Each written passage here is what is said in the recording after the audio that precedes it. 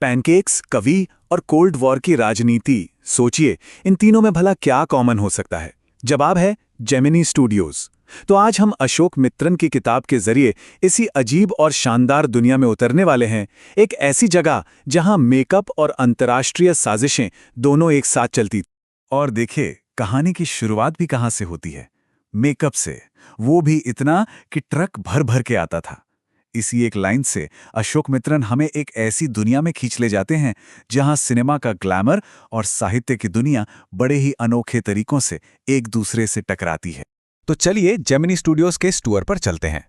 सबसे पहले हम उस जगह जाएंगे जहां इल्यूजन्स यानी भ्रम बनाए जाते थे।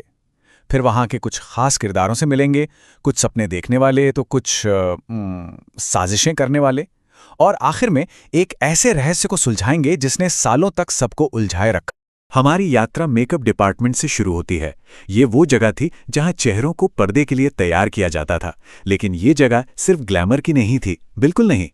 हम सब फिल्मी सितारों के ग्लैमर के बारे में सोचते हैं, है ना? अब जरा असलियत के बारे में सोचिए।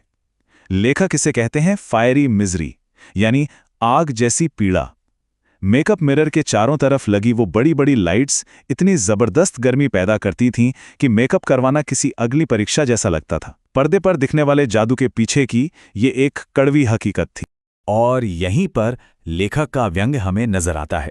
सोचिए, उस जमाने में जब देश में नेशनल इंटीग्रेशन पर कोई खास टीवी या रेडियो प्रोग्राम नहीं थे, तब जेमिनी स्टूडियोज का मेकअप डिपार्टमेंट इसका एक जीता जागता उदाहरण था। बंगाली, महाराष्ट्रियन, कन्नडिगा सब एक साथ काम कर रहे थे। मतलब मेकअप की परतों के नीचे वो अपनी एक अलग ही राष्ट्रीय एकता बना रहे थे। लेकिन इस एकता में भी एक बहुत सख्त हायरार्की थी। मतलब एक पूरा सिस्टम था। सबसे ऊपर था चीफ मेकअप आर्टिस्ट, जिसका काम था हीरो हीरोइन को कैमरे के लिए बदसूरत बनाना, और सबसे नीचे था बेचारा ऑफिस बॉय, जिसका एकमात्र क्रिएटिव काम था भीड़ के चेहरों पर एक बड़े से बर्तन से पेंट पोत देना। और ये जो हायरार्की थी, ये सिर्फ काम तक ही सीमित नहीं थी। नहीं, ये तो सपनों, महत्वाकांक्षाओं और निराशाओं की दुनिया में भी गहराई तक फैली हुई थी। स्टूडियो के दिल में ना दो दुनियाओं का टकराव था। एक तरफ था 40 साल का ऑफिस बॉय, एक फ्रस्ट्रेटेड कवि जो अपने हर टूटे हुए सपने के लिए सिर्फ एक आदमी को दोषी ठहराता था, कोथामंगलम सुब्बू। और दूसरी तरफ थे खुद सुब्बू, स्टूडियो के हंसमुख, वफादार और हर काम में माहिर नंबर 2। तो आखिर कौन थे ये सुब्बू, जो ऑफिस बॉय की नफरत का सेंटर थे और स्टूडियो के लिए इतने जरूरी क्यों थे? चलिए जानते हैं। सुब्बू सिर्फ टैलेंटेड नहीं थे, वो एक जीनियस थे।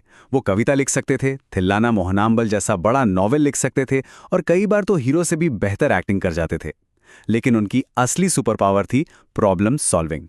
जब भी कोई प्रोड्यूसर किसी सीन पर फंस जाता, सुब्बू मिनटों में उसे एक नहीं 10 क्रिएटिव सोल्यूशन दे देते थे। वो सच में इंडिस्पेंसिबल थे। तो यहां एक सवाल उठता है, इतना टैलेंटेड, इतना दयालु आदमी, कोई उससे नफरत क्यों करेगा? खैर, शायद इसलिए कि वो बॉस के बहुत ज्यादा करीब थे, या शायद उनका हर बात पर पॉजिटिव रहना लोगों को चापलूसी जैसा लगता था। ऑफिस बॉय जैसे लोगों के लिए सुब्बू की कामयाबी उनकी अपनी नाकामियों को और भी ज्यादा चुभने वाला बना देती थी। पर स्टूडियो में सिर्फ ये दो ही किरदार नहीं थे। अरे, ये तो कवियों, तर्कवादियों और अलग अलग विचारधाराओं का एक छोटा सा ब्रह्मांड था। और फिर आते थे लीगल एडवाइजर। सोचिए, खादी पहने सपने देखने वाले कवियों से भरे स्टूडियो में वो अकेले ऐसे आदमी थे जो सूट और टाई पहनते थे। उन्हें कहा जाता था ठंडे तर्क का आदमी। और विडंबना देखिए, इसी ठंडे तर्क की वजह से उन्होंने अनजाने में एक युवा एक्ट्रेस का करियर ही खत्म कर दिया था। और उस दौर में ना स्टूडियो की हवा में एक खास तरह का राजनैतिक डर भी था। कम्युनिस्ट शब्द सुनते ही एक ही तस्वीर दिमाग में आती थी, एक ऐसा इंसान जो भगवान को नहीं मानता, जिसे परिवार से कोई प्यार नहीं और जो बस अशांति और हिंसा फैलाना चाहता है। जेमिनी स्टूडियोज के खादी पहनने वाले कवि भी इसी डर पर यकीन करते थे, एक ऐसा डर जिसकी जल्द ही परीक्षा होने वाली थी। और अब हम कहानी के सबसे रहस्यमयी हिस्से पर आते हैं, जब बाहरी दुनिया ने जेमिनी स्टूडियोज के दरवाजे पर दस्तक दी। तो साल था 1952, जब बाहरी दुनिया ने स्टूडियो में एंट्री की। पहले तो आई फ्रैंक बुचमन की मॉरल रीआर्मामेंट आर्मी अपने एंटी कम्युनिस्ट नाटकों के साथ। ये बात स्टूडियो को समझ में आई। लेकिन कुछ ही महीनों बाद एक ऐसा मेहमान आया जिसका आना किसी के पल्ले ही नहीं पड़ा। इंग्लैंड से एक कवि। यही वो सवाल था जो हर किसी के दिमाग में घूम रहा था।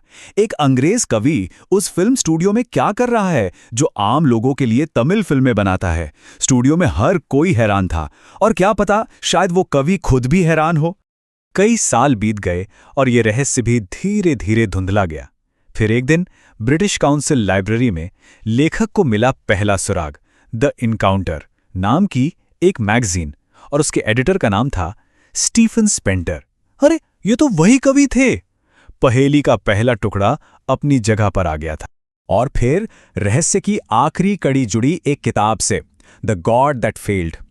ये किताब लेखक को फुटपाथ पर सिर्फ 50 पैसे में मिली थी। इसमें 6 बड़े लेखकों ने कम्युनिज्म के साथ अपने सफर और फिर उससे मोहभंग की कहानी बताई थी।